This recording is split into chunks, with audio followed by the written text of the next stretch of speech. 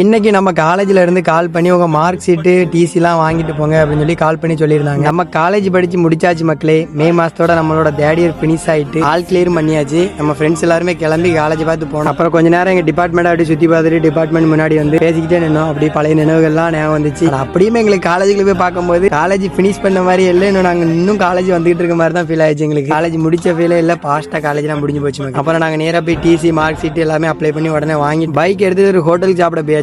அங்கே போயிட்டு நல்லா அது இதுன்னு ஆர்டரை போட்டு சாப்பிட்டு முடிச்சுட்டு பில்ல பே பண்ணிட்டு அது பாட்டுக்கு வெளியே இருந்துச்சு. வந்து நேரம் ஒரு ஜூஸ் கடைக்கு விட்டாச்சு பக்கத்துல.